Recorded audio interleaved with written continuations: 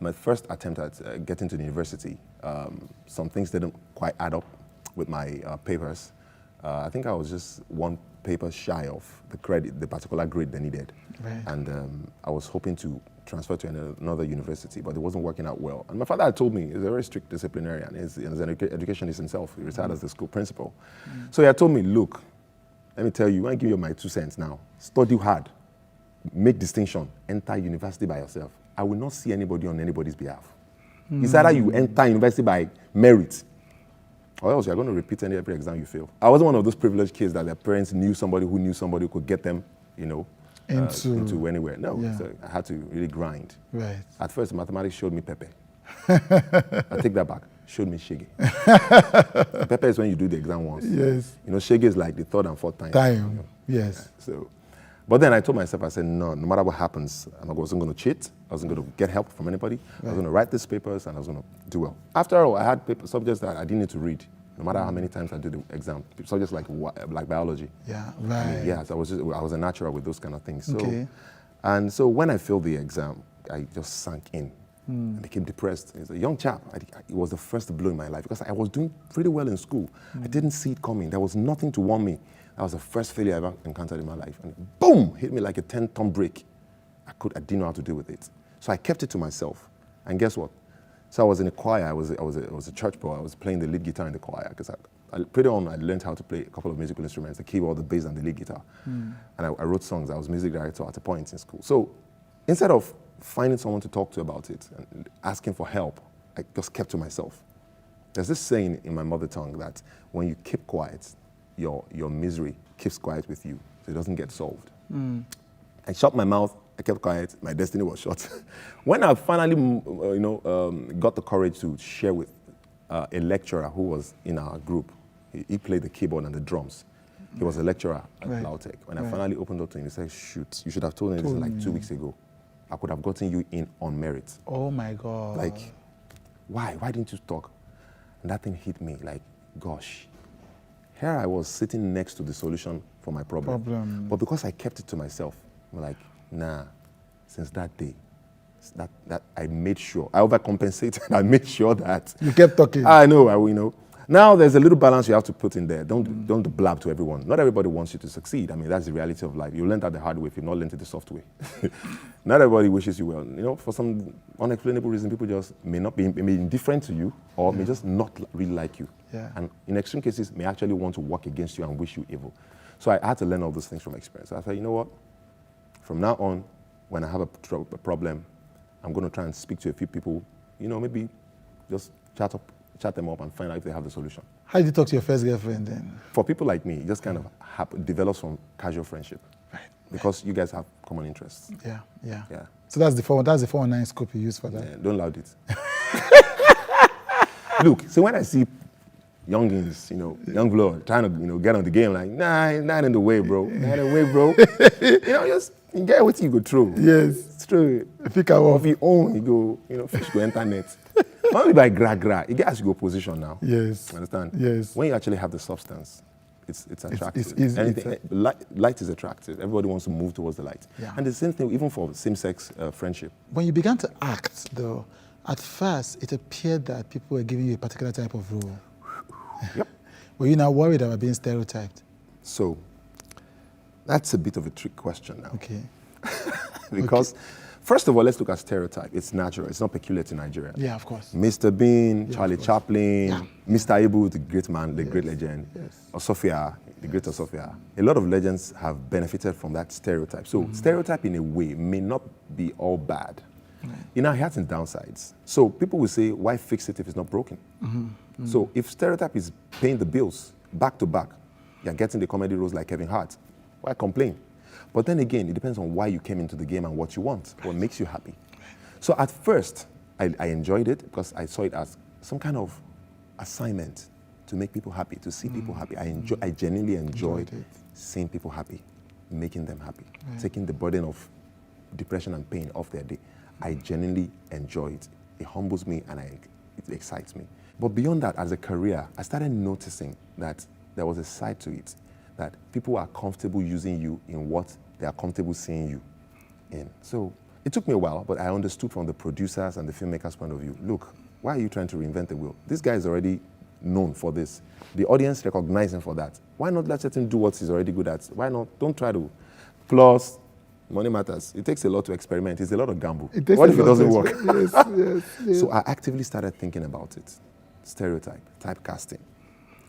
But the advantage I had was because I was also a creative. I could create my own content and create a character for myself that I wanted to explore. Yeah. So I did a lot. Right. Even though it was still slightly comical, I did some that were not all comical, but I had the ability to create my own short films, comedy sketches, and be who I wanted to be there. And then I started actively selecting roles that I felt matched where I wanted to progress to with my career. Do you think that Hakunde was a career-defining movie for you? Yes, I think the movie Hakunde was a career-defining movie for me. Yeah. And for these two reasons. First of all, I was thick in the middle, in the whole euphoria of comedy. Comedy was a big thing then. Yeah. And Wedding Party 1 was in production, actually. Right. When Alicia Yasov came to me, we actually met in the hotel that I was staying at, shooting Wedding Party. He said, bro, I have a script for you. We had met earlier because I presented this award for best short film or online movie at AMVCAs. Right. So I presented the award to him. He said he wanted to see me, we exchanged contacts, and he came to meet me at the hotel and said, I have a movie for you. But before then, I'd done a bunch of comedy sketches. The Ndani interview series that I did for Ndani was there. I'd started doing other kinds of comedy series on my social media handles. I'd featured and done many of things, featured in movies. So I was thick in the middle of comedy. But here was something that wasn't exactly comedy. It didn't require me to be the character or the alter ego people knew me as. Because that's another story entirely, difference between me and my alter ego from Donga. So we're almost inseparable. We still are. There's a part of me that it's actually part of me. Yeah. So he came to me and said, I have this story about a guy that has to do with agriculture and him finding himself and his fortune in agriculture. I looked at him and said, man, I looked at the script. I called him on the phone and said, he dropped the script to me and read it. I said, bro, did you watch my biography or something? Or did you read about me on my interviews or something? He said, no. I said, because this movie looks like it's about my life. He said, really? It was just coincidence. And I said, I love it, let's do this. And for an independent filmmaker, there's so many things that hurdles we had to cross. Yeah. We shot in Lagos and Kaduna. Yeah. Beautiful experience. Yeah. Rahama Sadao, Miriam Booth, Ali Hunuhuru, Tony Abraham. It was a fantastic constellation of stars. Fantastic crew. Yeah. So, it was amazing. For me, when it finally came out, much after Wedding Party, it gave me that range I longed for. Yes. People had seen me as Harrison in Wedding Party. Yes. That's a Thunder Fire Banana. I'm telling you. Gucci suit. Yeah. For the whole year, people were calling me Gucci. Harrison.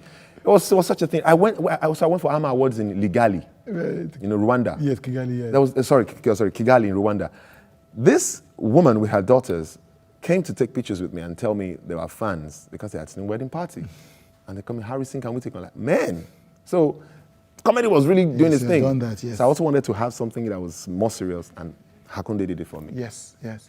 Another movie that had kind of the aesthetic of Hakunde was Tattoo. Yes, you're right. Yes.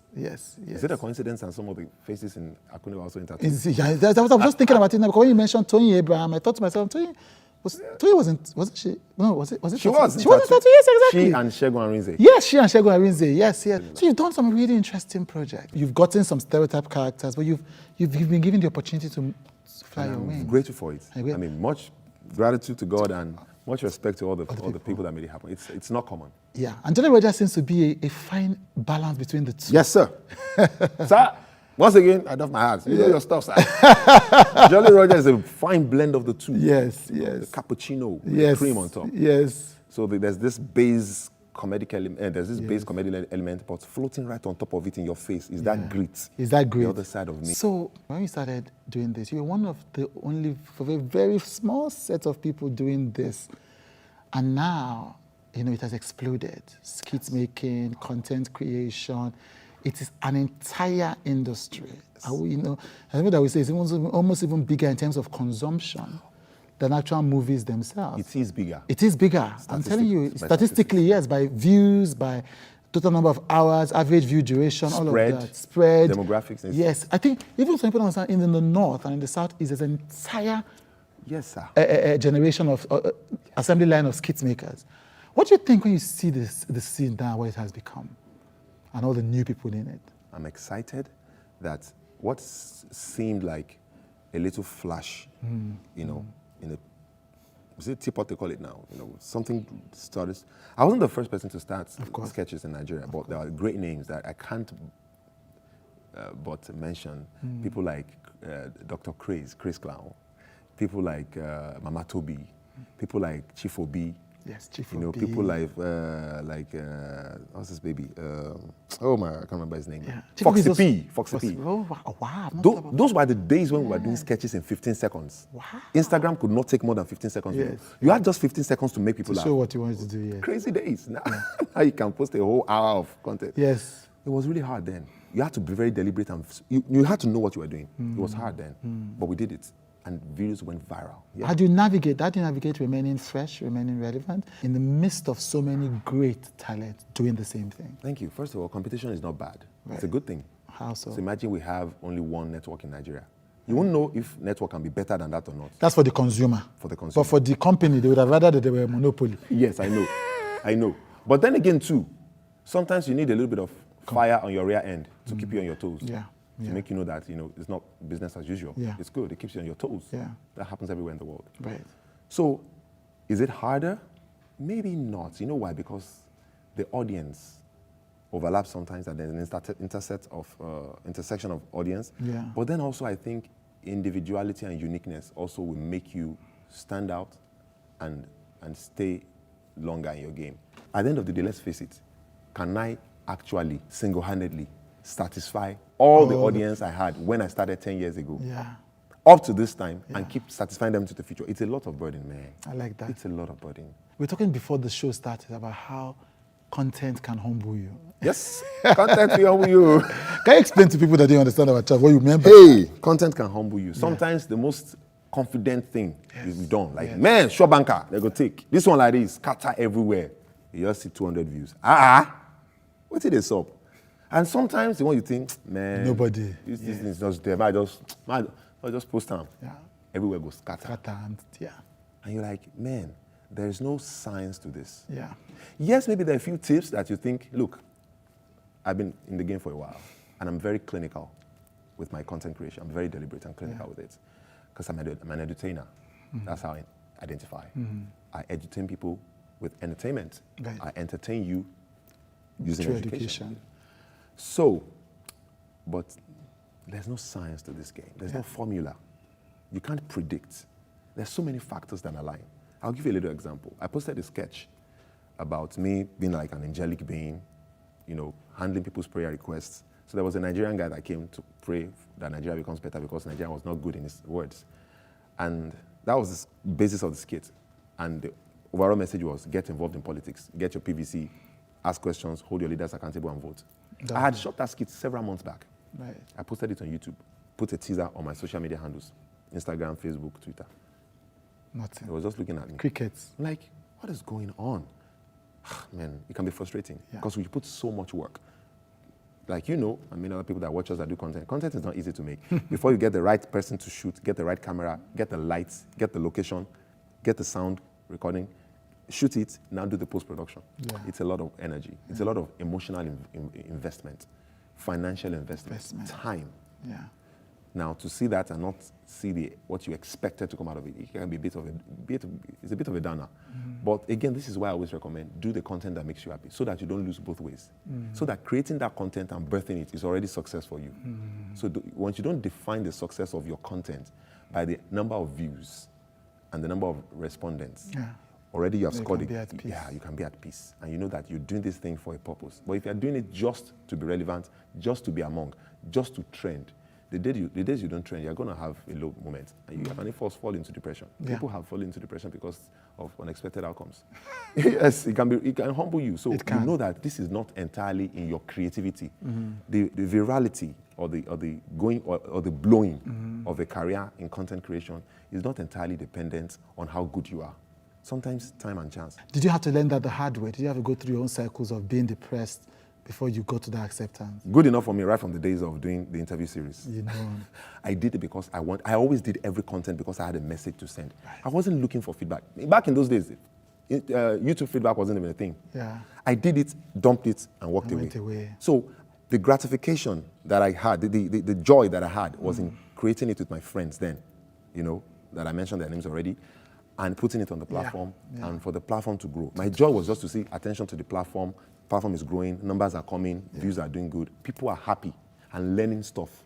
That was all. I want to make a personal request to you. Many of you watch, like, comment, but you don't subscribe. Now, subscription matters as you subscribe and as you engage. So I am making a personal request. Don't just watch and leave. Please click the subscribe button. It matters to me.